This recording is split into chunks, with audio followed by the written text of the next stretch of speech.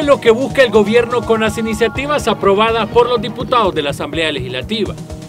En el primer decreto autorizaron al Banco Central de Reserva trasladar al Ministerio de Hacienda un total de 275 millones de dólares de derechos especiales de giro para pagar la deuda salvadoreña. Se cierra la votación. Mientras que en el segundo proyecto, los parlamentarios dieron sus votos para que se suscriba un préstamo por 200 millones de dólares para ejecutar el programa temporal de apoyo por el alza de los combustibles. ¿Qué es lo que pasa si logro hacer esa compra anticipada? Me puedo ahorrar entre 100, 150 millones, 200 millones, de eso depende de las condiciones del mercado y quienes nos quieran vender. Pero es algo que no viola las reglas del mercado bursátil, que está totalmente enmarcado en nuestra planificación fiscal y que además es una compra pública y transparente. Según el presidente de la Asamblea Legislativa, Ernesto Castro, estas acciones contribuyen a mantener las relaciones con inversionistas y a generar un crecimiento económico. La actual administración sabe del compromiso que tiene con los inversionistas. Este gobierno es responsable y no va a defraudar la confianza de los que apostaron por nuestro país. Al honrar la deuda, aseguramos la disponibilidad de fondos para promover el crecimiento económico de este país y también la implementación de proyectos de beneficio social que tan importantes son. Algunos legisladores resaltaron el trabajo que se está desarrollando por el gobierno para pagar la deuda del país. En una jugada muy importante de economía, felicidades al presidente porque vemos que siempre tiene sus as debajo de la manga y nosotros lo vamos a apoyar. La operación para el pago de la deuda en 2023 y 2025 comenzará en 6 semanas, que es el tiempo que tarda la preparación del trámite de los bonos.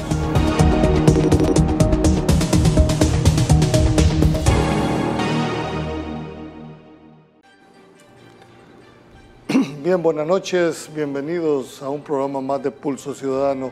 Hoy hablaremos de varios temas legislativos concernientes a las finanzas del país, pero también lo que se ha hecho en cuanto a las leyes en beneficio de las finanzas de los salvadoreños.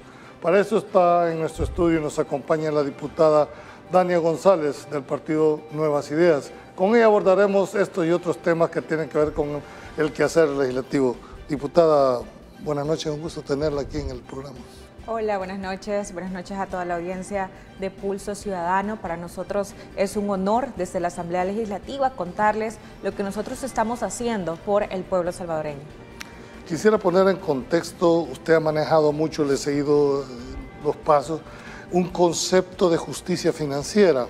Quisiera ver cuál es el alcance que ustedes ven en el concepto, qué contiene, cuántas acciones van a hacer. En definitiva, me gustaría saber qué quieren decir con justicia financiera. Sí, claro que sí. Bueno, nosotros ideamos el concepto de justicia financiera desde la nueva Asamblea Legislativa y desde el momento en que instalamos la Comisión Financiera en mayo 2021.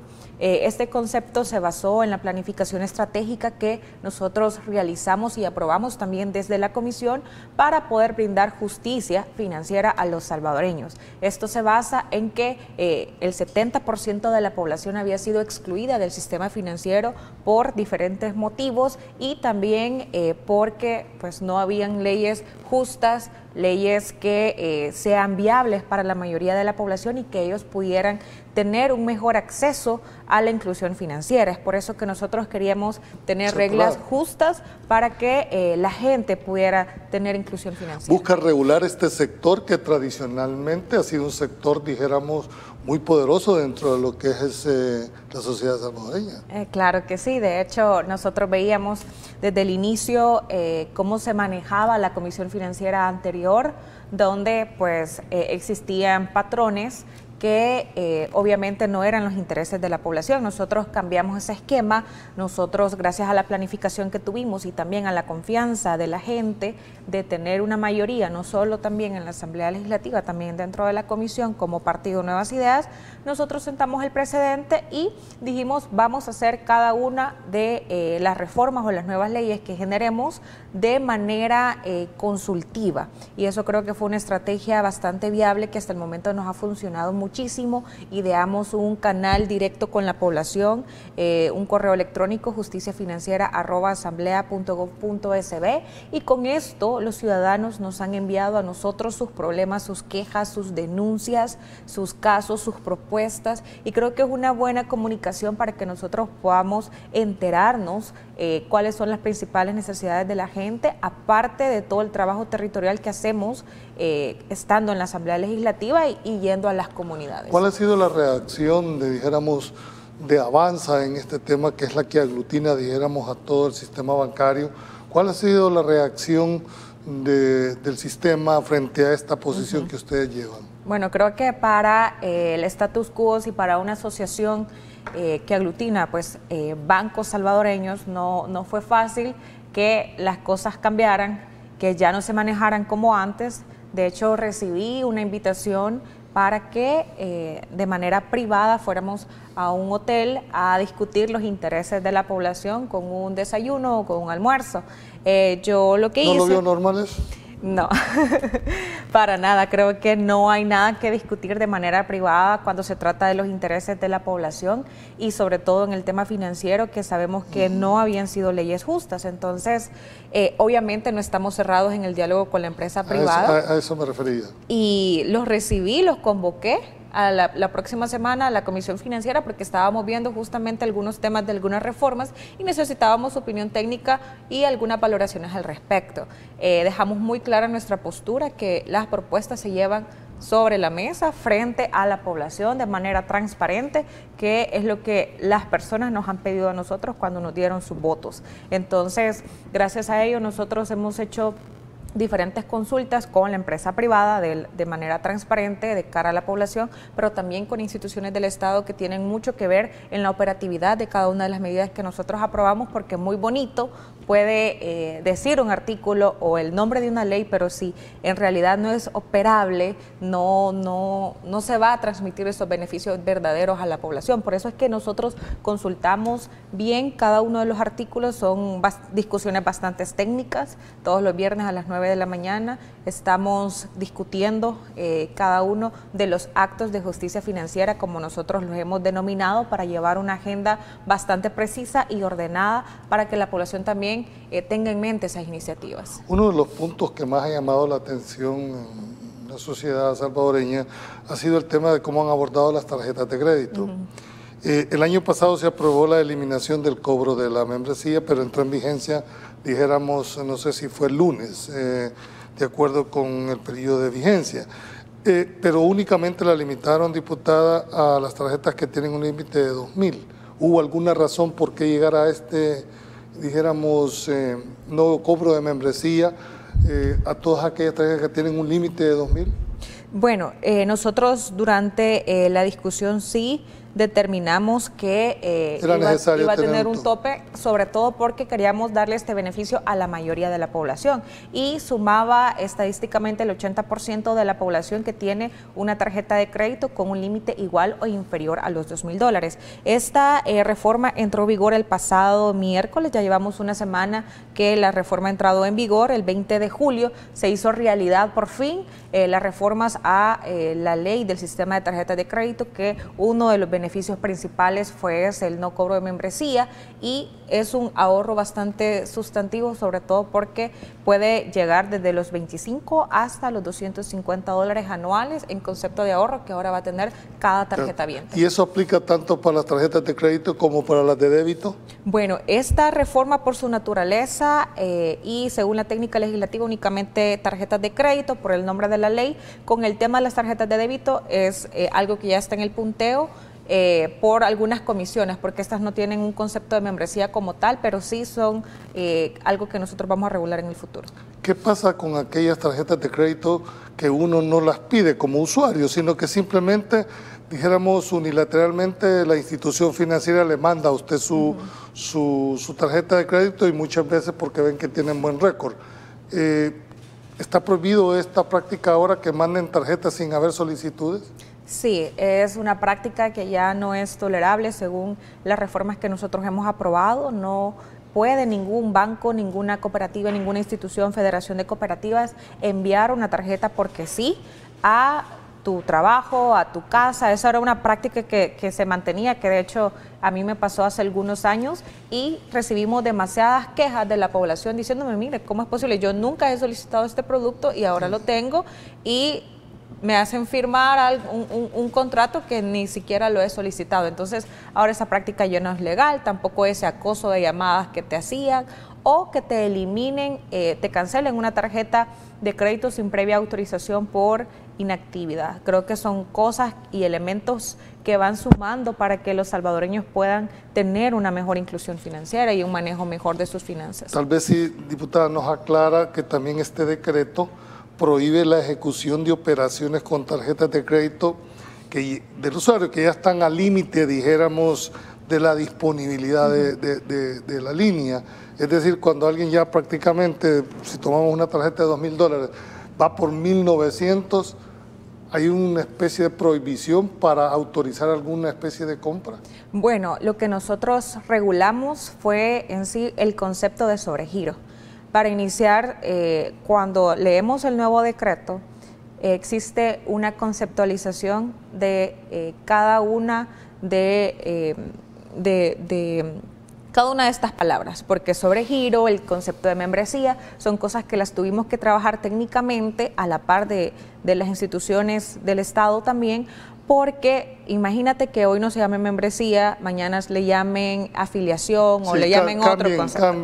Entonces lo hemos puntualizado, que ni esa palabra ni otra de una analogía similar puede ser utilizada. Con el tema del sobregiro, lo que nosotros regulamos fue que si se llega al límite máximo que le han autorizado, pues usted como usuario tiene el derecho de poder en el contrato decir, sí, yo quiero que en algún momento sobrepasarme del límite, o no, yo prefiero limitarme, que esta es la capacidad de pago que yo tengo y hasta aquí voy a llegar.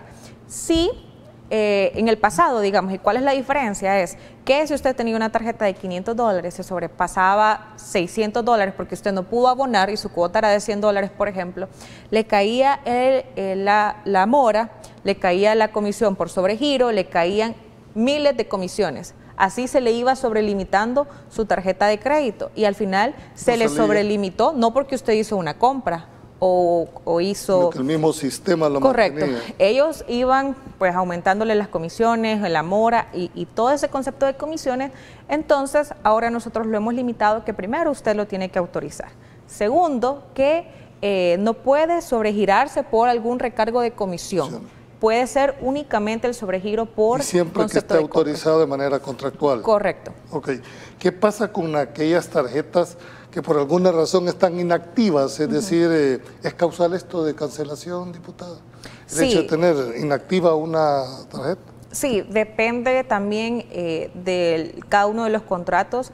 Recordemos que existen pues comisiones administrativas y todos los costos que conlleva también a la empresa a tener a flote una tarjeta de crédito. Entonces, lo que sucedía es que en muchas situaciones, 1 mes de inactividad, 2 meses de inactividad, dependiendo de cada banco, le cancelaban la tarjeta de crédito y nunca le notificaban. Era la queja que varios usuarios nos hicieron. Entonces, nosotros sí hicimos la reforma en el sentido que, si el banco detecta que no existe actividad alguna dentro de la tarjeta de crédito, entonces notificar con 30 días de anticipación que su tarjeta va a ser cancelada porque no ha tenido ningún tipo de uso. Entonces, esto sí requiere una notificación previa. Ahora ya no se va a llevar la sorpresa que a veces han estado en un comercio, en un hospital pagando alguna emergencia y de repente les dicen, mire, su tarjeta no funciona. Entonces, para evitar eso, es mejor que el usuario esté enterado de las políticas de su contrato y que la institución financiera le notifique anticipadamente. Bien, diputada, ya para ir cerrando esta primera parte, ¿qué pasa si no cumplen los bancos con esto? Que es una de las, dijéramos, de las interrogantes que la población tenemos como usuarios, es decir, bueno, está bien que hay una normativa, hay una regulación, pero ¿qué pasa si no cumplen? Bueno, nosotros sí hemos sido bastante estrictos con el tema de las sanciones. Existen sanciones leves, graves y muy graves dentro de la reforma. Lo que nosotros hicimos fue aumentar y colocar esos pisos y techos para el tema de las sanciones. Pueden llegar hasta los 1.000 salarios mínimos si la Superintendencia del Sistema Financiero considera que se ha incumplido alguna de la normativa que nosotros hemos aprobado. Eso por daños individuales. Por daños colectivos puede llegar hasta $1.200. Nosotros creemos que sí son multas bastante altas, sin embargo no las hemos pactado dentro del decreto para que se incumplan, sino más bien que ahora las instituciones se tomen la responsabilidad en serio de cumplir con la normativa, que también los usuarios se empoderen. Yo he visto mucho interés por parte de la ciudadanía en cualquier parte que nosotros vamos, en redes sociales también han estado bastante a la expectativa de la fecha de la entrada en vigor, porque muchos querían que al día siguiente de la aprobación ya entrara en vigor, y yo siempre les explicaba en cualquier espacio que tuviéramos paciencia, porque este beneficio va a aplicar para los tarjetavientes que hicieron un contrato inclusive antes de que nosotros aprobáramos la ley, porque pusimos una disposición transitoria en la que los bancos tenían que añadir una adenda al contrato ya autorizado. Entonces, eso va a abrir la posibilidad para que las más de 1.300.000 tarjetas de crédito que circulan en el país puedan contar con el beneficio. Solo quiero dejar planteado, porque tengo que ir a un corte comercial, diputada, ¿pretenden ampliar, dijéramos, esta regulación a la modalidad que ahora, que son los cobros en línea? Esa va a ser una ley especial que nosotros hemos propuesto y próximamente estaremos aprobando. Ya contamos con la participación en los insumos de la empresa privada, la ciudadanía, los emprendedores también nos están haciendo llegar muchos insumos que son necesarios para esta discusión. Nos hace falta poder tener en la Comisión Financiera a las instituciones del Estado para continuar. Bien, tengo que ir a un corte comercial. En la segunda parte vamos a seguir evaluando cuáles han sido los beneficios que la población percibe en este tipo de regulaciones. No nos cambie, ya volvemos.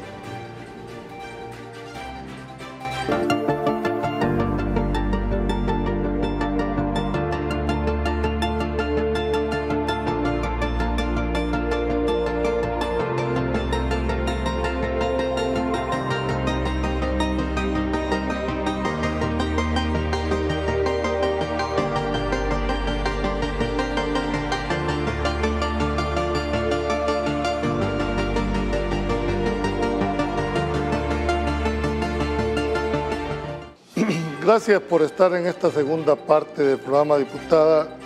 El concepto que al inicio, cuando estábamos en el programa, hablamos de lo que era el término que a juicio de ustedes es el concepto de justicia financiera. Dentro de esto hay un componente que, de acuerdo con las posiciones que ustedes han tenido, es el tercer componente y es la ley de contra la usura en el país. ¿Cuál es el alcance que ustedes prevén con esta reforma a la ley de la usura? Sí, y bueno, aclarar también que han sido 4 reformas que ya hemos aprobado y que estamos ya con el 5º acto de justicia financiera. El primero fueron reformas a la ley del historial crediticio, ese tema de DICOM que se ha mejorado. El segundo fue la ley del sistema de tarjetas de crédito, que era el que hablamos en el bloque anterior. Y ahora bien, el tercer acto de justicia financiera, que es reformas a la ley contra la usura. El cuarto que aprobamos se publicó el día lunes también en el diario oficial. Ya estamos esperando su entrada en vigor. Son reformas a la ley de facilitación de inclusión financiera. Si se fijan, todo va encauzado a que exista inclusión financiera en nuestro país. El tercer acto de justicia financiera, que se refiere a la ley contra la usura, se hizo una reforma no únicamente a la ley contra la usura, sino que también Código Civil y Código de Comercio. Esto para poder también añadir aquellos contratos civiles y comerciales a que no estén sobrepasando encima de los salvadoreños, encima de las empresas, este tema de los usureros o instituciones que están cobrando intereses arriba de los ya legalmente establecidos. ¿Y cuál es el parámetro que utilizaron ustedes para decir el interés que se va a cobrar es este y no el que ustedes han pactado? Sí, nosotros legalmente vemos que, y la ley contra la usura lo contempla, es un multiplicador del 1.6 que se hace la multiplicación con respecto a los porcentajes de interés que define la oferta y la demanda del país. Entonces, El 1.6 lo multiplica el Banco Central de Reserva y semestralmente están publicando la tabla de máximas de intereses por cada uno de los segmentos de crédito. De hecho, nosotros en la reforma también tuvimos que conceptualizar nuevamente cada uno de estos segmentos para que no exista ni la mínima duda al momento en establecer un contrato con el usuario, porque ahí es donde empezaban los abusos, no definiendo bien el segmento de crédito. Por eso nosotros, de hecho, legalmente, y si nos referimos a esta tabla que publica el Banco Central de Reserva, las casas de empeño pueden cobrar hasta el 85% de interés anual. En la práctica, nosotros veíamos a los usureros porque hicimos todo este segmento de consultas con la ciudadanía, fuimos a los mercados, con la población les preguntamos, nos enseñaban hasta los tickets que llevan los usureros con respecto a los préstamos y veíamos que los usureros estaban cobrando hasta 2.000% anual. 2.000% anual es de verdad, quiere decir que los comerciantes por cuenta propia literalmente se levantaban, madrugaban a las 4 de la mañana de su casa, trabajaban todo el día, toda la noche y trabajaban para los usureros. Encima de muchas extorsiones que me imagino que pagaron por años y que gracias al régimen de excepción ahora pues eso ya no se hace, pero imaginémonos esas familias más necesitadas que dependían de un puesto en el mercado. Ahora tienen límite. Ahora sí, ahora cada ciudadano puede denunciar, incluso utilizando los mecanismos de denuncia con la Defensoría del Consumidor y la Superintendencia del Sistema Financiero, y ahora le va a ser devuelto el excedente de los intereses que les hayan cobrado. Quiere decir que aunque esté firmado, dijéramos, en un contrato donde se somete voluntariamente a... Claro, de hecho por eso Código Civil y Código de Comercio fue muy importante, porque ahora cualquier juez va a resolver a favor del usuario, a favor del cliente. ¿Por qué? Porque los jueces están obligados a remitirse a la tabla de máximos que publica el Banco Central de Reserva, entonces no hay escapatoria. Aquí, yo creo que eso es importante que la ciudadanía entienda, de que aunque esté pactado en el contrato un interés superior al que ustedes han fijado como puedan recurrir al mecanismo de denuncia o no, digamos, a un juez para que aplique la tabla que semestralmente. Es así como la están...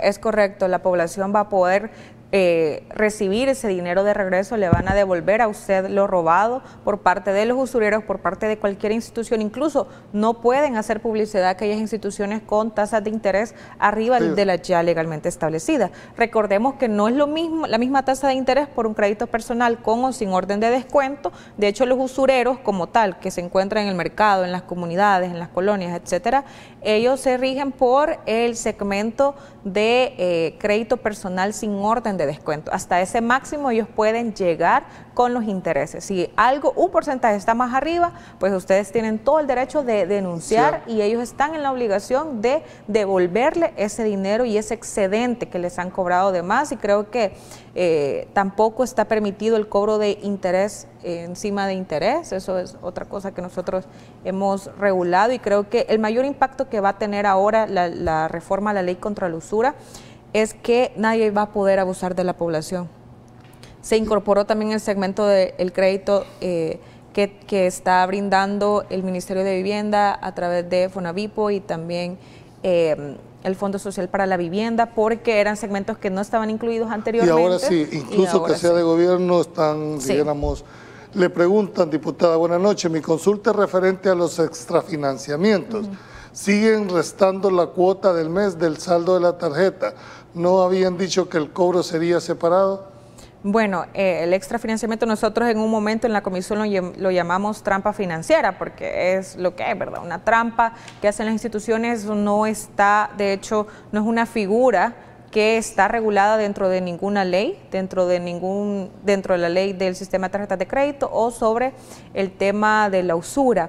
Es algo que nosotros tenemos pendiente también de regular dentro de la comisión, sobre todo algunas comisiones que existen dentro de la Ley de Protección al Consumidor, que también es algo que tenemos en el punteo. Le preguntan, diputada, buenas noches, yo perdí mi casa por no poder pagar la cuota, pero el banco se cobró la deuda con el valor de mi casa después de un proceso judicial y ahora aparezco en DICOM. Pregunto, ¿en cuánto tiempo me liberan mi récord en DICOM para poder optar a un nuevo crédito? Gracias. Bueno, ahora, gracias a las reformas que nosotros aprobamos y propusimos de la ley del historial crediticio, lo que procede, y eso de DICOM en realidad fue una marca comercial que utilizó la empresa Equifax. Existen 3 en el país y yo le aconsejaría que consulte en los 3 para revisar en dónde la han reportado. Está Equifax, TransUnion e Inforred. Puede utilizar canales digitales o también puede acudir a cualquier oficina, que ahora gracias a la reforma se encuentran oficinas en los 14 departamentos de nuestro país. Entonces, con su DUI usted brinda una autorización para que le puedan dar la información y le van a entregar un récord crediticio totalmente completo para que usted pueda revisar. Y sí, la institución que le embargó su casa o que le quitó su casa y se cobró a sí misma, debe de solicitarle un finiquito. Este finiquito debe llevarlo al buró de crédito con el que está reportada para que en 7 días hábiles puedan borrar ese dato negativo de su historial crediticio y nuevamente volver a ser sujeta de crédito. Aquí hay una buena pregunta que nos hace la ciudadanía. Dice, me depositan la pensión en el Banco Agrícola, tengo crédito hipotecario. ¿Qué porcentaje es lo legal que el banco me quite de mi pensión por atraso en el pago? Mi pago es cada 28 de mes. Crecer abona la pensión cada 25, pero si el abono es antes de esa fecha, el banco al nomás recibir el abono de la pensión me quita el porcentaje atrasado. Mi pregunta, ¿qué porcentaje está autorizado el banco a tomar de mi pensión? Bueno, eso nosotros, por ejemplo, no hemos hecho ninguna reforma en este sentido. En ese sentido. Sin embargo, creo que es bien importante que la gente lea bien el contrato, cuáles son las autorizaciones que ha brindado hacia esa institución financiera para que se lo quiten. Algo también que nosotros hicimos con la ley contra la usura, y me recordó esta pregunta, fue que anteriormente ustedes no podían abonar a su crédito porque les podían cobrar una penalidad si usted quería abonar más capital. O pagar todo de un solo. Correcto, había una penalidad, o si no les decían que no se podía, o no lo incentivaban, o si usted hacía pagos antes de la fecha de pago que ellos le habían colocado, entonces a veces no se lo tomaban como un abono de la cuota de ese mes y al siguiente mes usted veía que le cobraron mora porque no pagó exactamente el 28 de cada mes, por ejemplo. Usted pagó el 25. Entonces, ahora eso también nosotros lo hemos reglamentado. Si la institución recibe un abono igual o mayor al del pago de ese mes, no tiene por qué estarle cobrando mora al siguiente mes y deben de asumir que ese pago fue por esa cuota mensual. Además, cualquier persona puede abonar a capital y terminar de cumplir su promesa de crédito el momento que quiera, sin ningún costo, sin ninguna penalidad.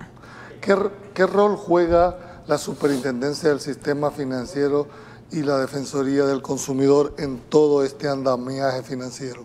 Es sumamente importante porque las instituciones del Estado en el pasado habían perdido la credibilidad. Se asumía que las personas denunciaban, se desgastaban denunciando y nunca había una respuesta favorable, pero saben qué es lo que sucedía. Nosotros, revisando las reformas que nosotros hemos hecho, las leyes como estaban antes de que nosotros llegáramos, en el tema de las sanciones no existían multas, existían llamados de atención verbal o por escrito. Entonces, eso, si yo te digo, mira, no lo vuelvas a hacer, la institución prefiere generar más y más millones de dólares a causa de algo que está prohibido o que no tácitamente dice la ley que se prohíbe. Entonces, ahí es donde ocupaban este espacio para hacer y deshacer. Entonces, ahora no es lo mismo que venga un banco a querer infringir una normativa porque sabe que existe una multa de hasta 1,000 salarios mínimos, pero en el pasado eso no existía y nunca tampoco lo sancionaron. Entonces ahora no es fácil. Nosotros estamos, de hecho, constantemente monitoreando. Tenemos un equipo en la Comisión Financiera también, donde por ahí vi que algunos bancos y almacenes estaban diciendo que la membresía era gratis, era un beneficio que ellos daban, a diferencia de su competencia, y no es así. La membresía no se cobra gracias a la Comisión Financiera y la nueva Asamblea Legislativa. Los cambios que se han realizado, dice un televidente, en materia financiera de la Asamblea son positivos, ya que muchas políticas de instituciones rayaban en la usura. Es bueno que se vele por los intereses de la población, le digo. Sí, claro que sí, de verdad creo que todas estas conclusiones que nosotros las redactamos en artículos y en reformas de ley ha sido gracias a las denuncias que ustedes han hecho. Obviamente, hasta el momento nosotros hemos aprobado y se han publicado 4 actos de justicia financiera, vamos por el 5º. Esto lleva tiempo porque lo estamos haciendo de manera consultiva, vamos a los 14 departamentos a consultarlo con la gente, estamos en constante monitoreo de todas las instituciones y coordinando con el Estado, entonces no es algo que nosotros podamos hacer de la noche a la mañana, pero que sí tenemos ese compromiso y hemos avanzado muchísimo. Bueno, han dado un tiempo para implementación que ya sí, eso es bastante necesario. técnico, sí, es necesario y es técnico, por eso yo me encargo en todos los espacios de decirle a la población algunas disposiciones transitorias y los tiempos, o sea, debemos de esperar, porque créanme que los cambios que hemos hecho son bien grandes, pero sumamente grandes. Cuando hacemos el monitoreo y han llegado las empresas a dar un estado de resultados a la Comisión Financiera, a la Asamblea, nosotros vemos que no es fácil implementar esos mecanismos tecnológicos que nosotros estamos exigiendo a las instituciones, tanto del Estado, porque no es un trabajo solo del privado, es del Estado y también del privado. Con la superintendencia tenemos un trabajo bastante constante, ellos pues tienen que estar también encima de las instituciones bancarias para que se cumpla con lo que la ley dice. Ellos, bueno, de hecho los bancos depositan los contratos en la superintendencia para que nosotros veamos que son medidas transparentes. Nos preguntan, buenas noches, acá en el mercado municipal de Santiago Texacuangos hay usureros que le prestan a las vendedoras al 20% en 22 días. ¿Qué hacer? Sí, eso es un caso para que usted lo denuncie. Eso que te dice, te doy un mes para que te doy $100 y semanalmente me vas a dar 80 por un mes. Imagínense, ustedes hagan el cálculo, ¿cuánto es eso de interés? Entonces pueden acudir a la Defensoría del Consumidor para que ellos puedan llevar todo el caso, hacer la denuncia y posteriormente identificar a este usurero. De hecho, los usureros ahora deben de estar registrados en una base que maneja el Banco Central de Reserva y si no también ellos caen en una sanción muy grave por estar utilizando la figura de usurero y no estar registrado. Entonces ahora, si usted lo denuncia, va a poder recibir ese dinero de regreso, o sea, le van a devolver todo ese dinero. Dentro del concepto que ustedes manejan como justicia financiera, ¿están comprendidas los servicios de información? Bueno, nosotros, claro, nosotros queremos que exista una mayor inclusión financiera, ese también es parte del concepto de justicia, que ese 70% de la población que nosotros encontramos estadísticamente hablando en la fecha que retomamos la comisión, estén incluidos dentro del sistema, que el 100% de los salvadoreños puedan tener acceso a las mismas oportunidades en el sistema financiero. Entonces, para esa inclusión es bien necesaria la tecnología. De hecho, el 4º acto de justicia financiera de reformas al artículo 20 de la Ley de Facilitación de Inclusión Financiera ha agotado los puntos para que los bancos puedan brindar canales digitales para que la población pueda abrir una cuenta de ahorro en cualquier país del mundo a un solo clic y únicamente presentando tu DUI, pasaporte o tarjeta de residencia para que puedas tener una cuenta de ahorro. Le pregunta a Evelyn López si puede repetir el sitio web, por favor. El sitio web, no estoy segura de cuál sitio web. Me imagino que era donde podían poner la denuncia. Sí, donde ustedes nos pueden escribir a nosotros a justiciafinanciera@asamblea.gov.sb, nuestro correo que tenemos canal directo. También puede acudir a la Superintendencia del Sistema Financiero si es algún problema con un banco tal cual o si es cualquier otro comercio, empresa privada, los usureros como tal, también a la Defensoría del Consumidor. En el pasado muchas personas se quejaban de que ellos habían caído en mora, pero lograban saldar esa mora, se ponían al día, pero no obstante seguían apareciendo en ese famoso DICOM, incluso por deudas de $1 o $2, pero aparecían. Ahora eso está prohibido. Si tú tenés una deuda y la cancelas, tendría que desaparecer también del historial del crediticio, o se va a quedar mantener vivo. No, nosotros, y fue el primer acto de justicia financiera porque era el sistema más injusto que existía en nuestro país en materia financiera, el famoso DICOM, que son estas 3 empresas. Yo les comentaba, DICOM es nada más la marca comercial que fue en su momento Equifax, una empresa internacional. También tenemos a TransUnion y a InfoRed, que es la única con capital nacional. Lo que nosotros hicimos fue reformarlo en el sentido que si usted ya honró su deuda total, entonces la institución le tiene que brindar a usted un finiquito. Si yo tengo un préstamo en un banco o en cualquier almacén, me dan un finiquito que yo ya pagué el televisor o que yo ya pagué mi crédito hipotecario. Ese finiquito hace constar que tengo una deuda saldada. Si ellos no me han reportado, que es lo que nosotros también regulamos, que ellos cada 15 días deben de estar reportando a los buros de créditos, entonces yo con mi finiquito voy al buró de crédito donde ellos me han reportado, donde yo firmé que me consultaran mi récord y que me reportaran, que puede ser cualquiera de estos 3, y hay empresas que tienen más de uno.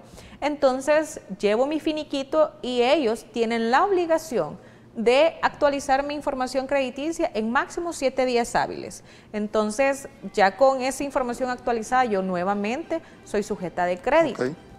Bien, tengo que ir a un corte comercial.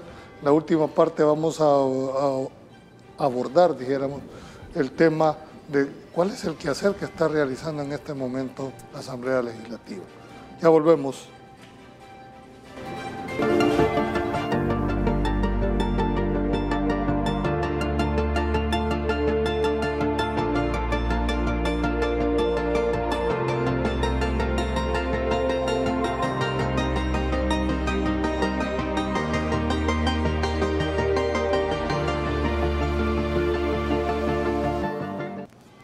Bien, tenemos muchísimas preguntas de nuestras redes sociales. Vamos a tratar ya, diputada, de ir cerrando. Sí. Primero, entiendo que ya comenzó la recepción de la documentación para, dijéramos, evaluar las candidaturas, en este caso de la Procuraduría de Derechos Humanos.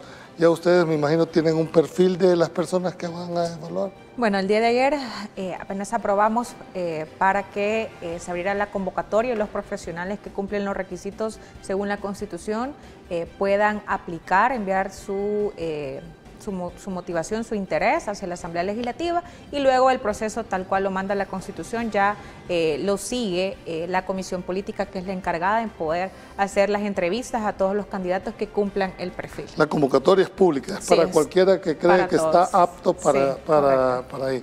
Una de las preguntas que más cuestiona, yo aquí tuve a la diputada Claudia Ortiz, dijéramos, y ella se quejaba insistentemente que dentro del proceso de formación de la ley no entra discusión, no hay consultas, son impuestas.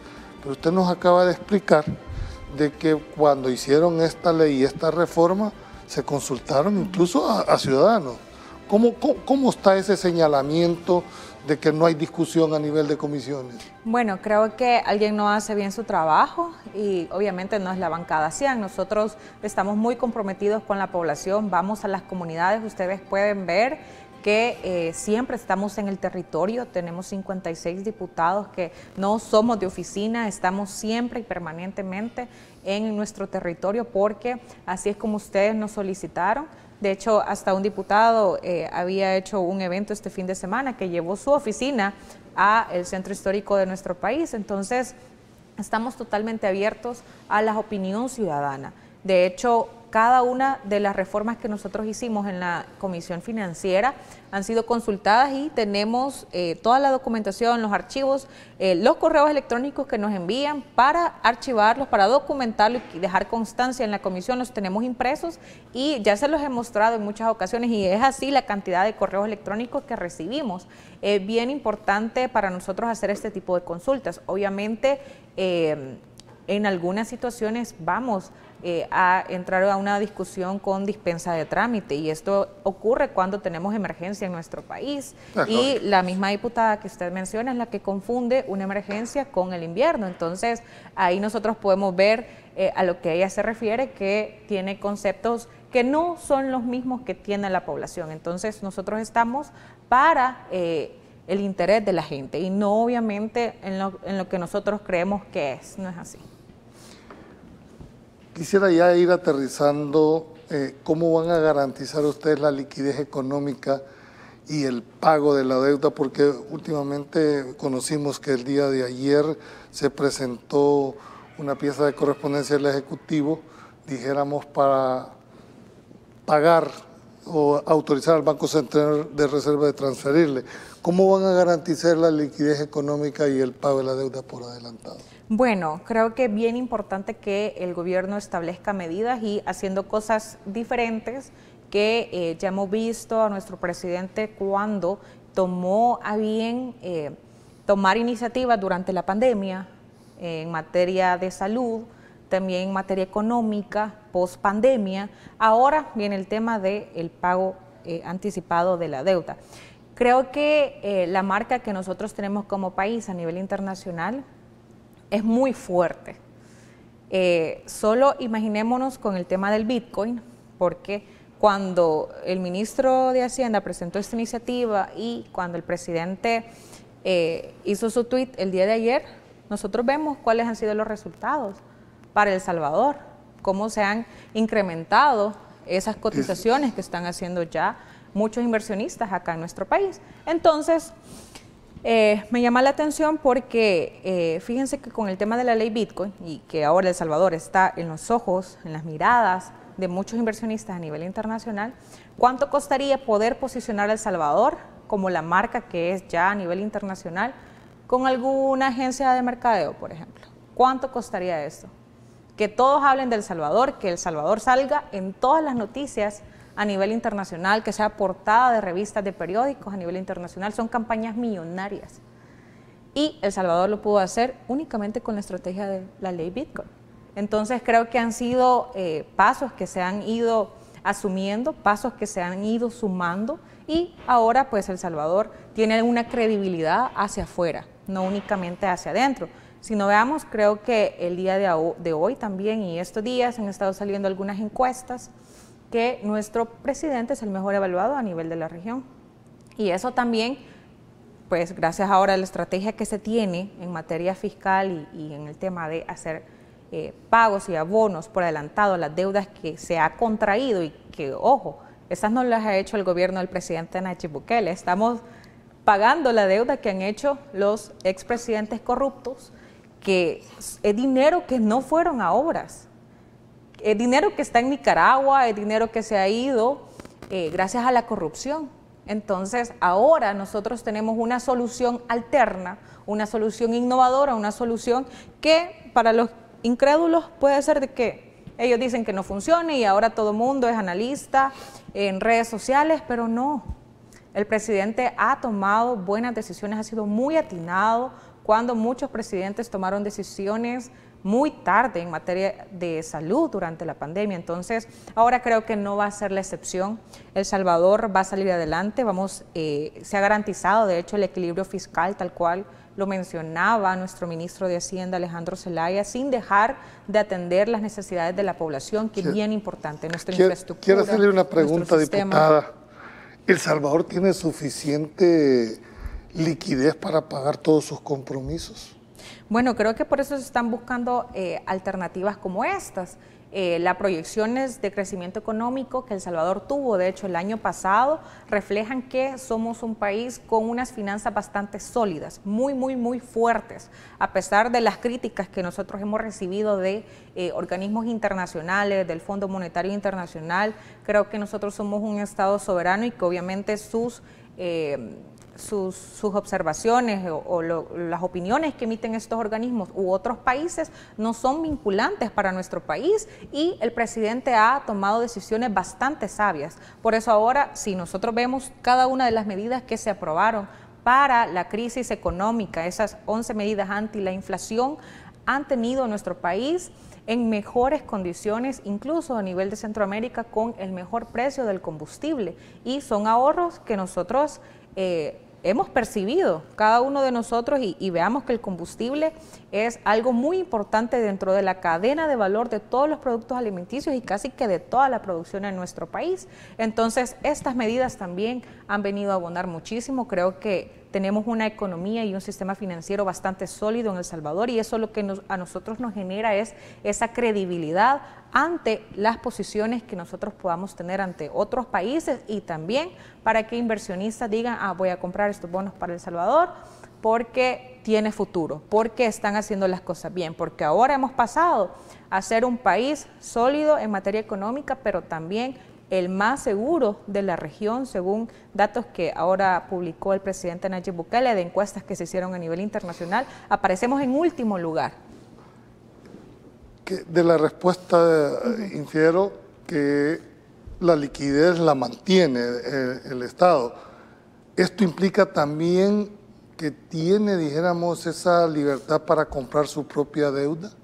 Sí, tenemos, bueno, podemos pagar hasta por adelantado, incluso tenemos hasta el año 2025, tenemos esa suficiente liquidez, lo hablaba el ministro de Hacienda el día de ayer, una liquidez robusta, y nos posibilita la continuidad de programas sociales que van de la mano de la política fiscal que se tiene en el quinquenio, en el plan quinquenal del presidente Nayib Bukele. Y creo que en ningún gobierno se había podido pagar la deuda por adelantado. Y ahora eso va a ser una realidad gracias a esta medida. El Salvador se va, pues, va a mantener su liquidez, y obviamente creo que van a haber bastantes oportunidades para muchos inversionistas. ¿No afecta esto a las finanzas del Banco Central? No, de hecho, el Banco Central de Reserva se va a mantener, no va a afectar en lo absoluto. Hablaba también nuestro ministro que todos los planes, todo el presupuesto que ya se ha aprobado no va a sufrir ningún tipo de efecto. Creo que todo lo contrario, es mucho mejor pagar la deuda antes. Si nosotros nos remitimos a las finanzas o las podemos comprar con las finanzas personales, es mucho que mejor. No va a tener ningún impacto en las políticas públicas y los proyectos que ya se vienen implementando en los programas que hemos aprobado también desde la Asamblea Legislativa, algunos financiamientos. Entonces creo que es una excelente medida que El Salvador ahora ha implementado. Finalmente, diputada, ¿qué podemos esperar en la Comisión Financiera en los próximos días? Bueno, vamos a convocar al Banco Central de Reserva, a la Superintendencia del Sistema Financiero próximamente, para que nos puedan dar su opinión respecto a la nueva iniciativa de la Ley Especial para el establecimiento de comisiones máximas del uso de los puntos de venta o POS, para poder reducir estas comisiones al 2.5 y al 2% que han venido afectando a los emprendedores. Bien, no me resta más que agradecerle esta noche que ha venido a compartir con nosotros en nuestro programa, y como siempre decimos al finalizarla, nosotros exponemos los hechos, las conclusiones las sacan ustedes en intimidad de su casa. Pasen buena noche, que Dios los bendiga, y nos vemos mañana en otro programa más de Pulso Ciudadano.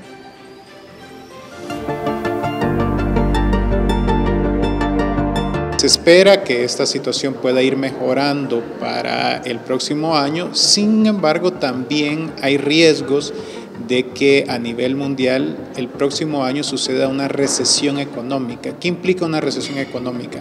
Que lejos de crecer, la economía retrocede. Entonces estos aspectos también es importante tomarlo en cuenta, porque actualmente el contexto mundial y el nacional es de mucha incertidumbre. En cualquier caso, los datos oficiales muestran que hasta junio la inflación en El Salvador anda arriba del 7.6% a nivel general, pero particularmente la de alimentos y bebidas no alcohólicas, esta es la que más ha crecido, pues la tasa es prácticamente del 14%. Esto significa que si las personas no tienen un aumento de sus ingresos, cada vez pueden adquirir menos productos, lo que a su vez se traduce en un aumento de la pobreza, de la desigualdad y de la propia inseguridad alimentaria. En las últimas semanas ha estado aumentando también la probabilidad de pagar. De hecho, los precios de los bonos de El Salvador, del bono que vence en enero del próximo año, ha subido. Eso ya es como una buena señal de que va en ruta, hay más confianza. Ahora, hay que decir también de que está bastante alto el riesgo de impago, pero el gobierno tiene opciones para pagar. El problema de las opciones son los costos, ¿verdad? Una es agarrar reservas de liquidez de los bancos, que es depósito de los ciudadanos, deja más apretados los bancos para otorgar créditos, y la otra opción que tiene es hacer la reforma de pensiones. Y ahí el costo es que básicamente pues, vuelve insostenible el sistema, destruye el ahorro y ese problema se pasa a las cuentas fiscales también.